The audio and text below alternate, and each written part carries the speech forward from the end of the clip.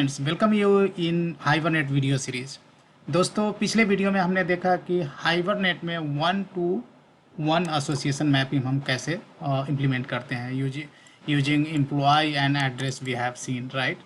इस वीडियो में हम देखेंगे कि 1-to-1 by directional association mapping हम कैसे करते हैं। जैसे पिछले वीडियो में हमने क्या देखा कि एम्प्लॉय हमारे पास एंटिटी क्लास है, राइट, जिसमें एड्रेस का रेफरेंस है, राइट।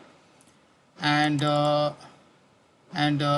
जब हमने इस प्रोग्राम को रन किया, लेट मी रन इट, तो एम्प्लॉय और एड्रेस दो इंडिपेंडेंट टेबल है, राइट, जिसमें एम्प्लॉय टेबल में address ID which is a foreign key which is pointing to the primary key of the employee table, right, which is address underscore ID, right. इस तरह से foreign की relationship के through ये दोनों table या दोनों एंटिटी क्लास एसोसिएटेड है, right. And if I go to database, just I run this program, तो आप देखेंगे कि एम्प्लॉय में, राइट, एड्रेस आईडी है जो कि फॉरेन की है, राइट।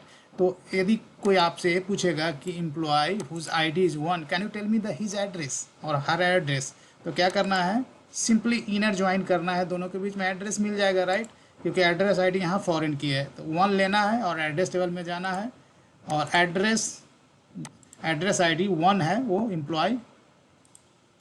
एम्प्लॉय जिसका आईडी 1 है उसका एड्रेस हो गया, राइट।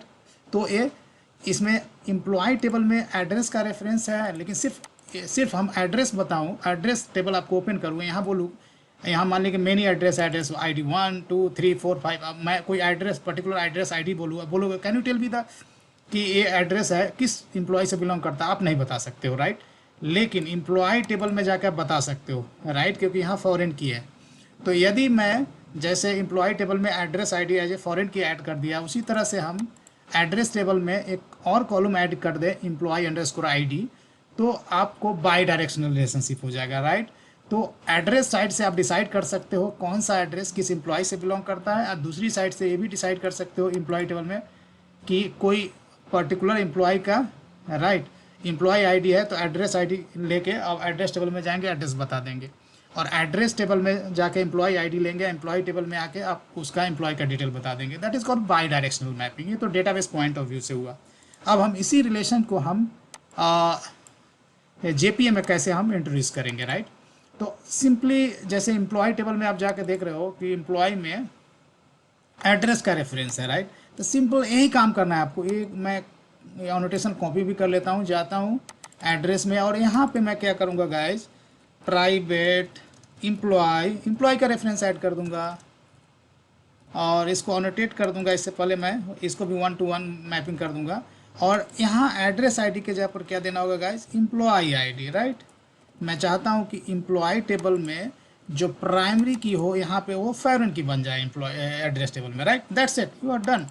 अब यहाँ पर ऑफकोर्स गेटर सेटर से लिख देना होगा, राइट, ताकि हम एड्रेस में एम्प्लॉय को रेफरेंस को भी सेट कर सकें, राइट। तो set employee and of course get employee करना है,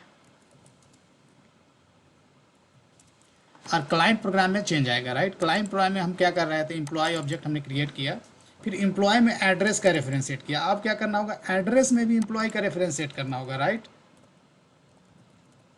तभी तो एड्रेस टेबल में employee ID as a foreign key populate होगा, राइट।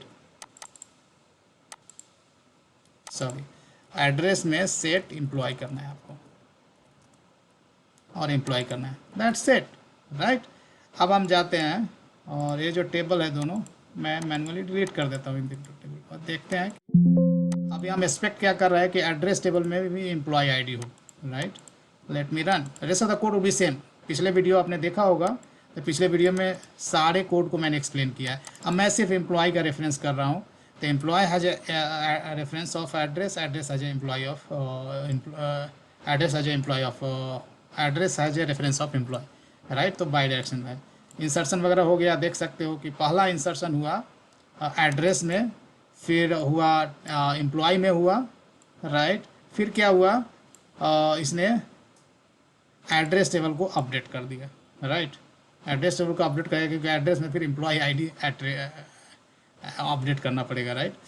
तो if I go and refresh, then you will see address table में एम्प्लॉय अंडरस्कोर आईडी होना चाहिए, एम्प्लॉय अंडरस्कोर आईडी आ गया। और यदि मैं एम्प्लॉय में जाऊँगा तो एड्रेस अंडरस्कोर आईडी फॉरेन की होगा, राइट। तो आप देख सकते हैं this is called by directional mapping, right. अब दोनों टेबल में एक दूसरे का रेफरेंस है। नाउ क्वेश्चन इज दैट कि क्या ये डिज़ाइन अच्छा होता है, सही होता है, इंडस्ट्री में लोग ये डिज़ाइन एडप्ट करते हैं।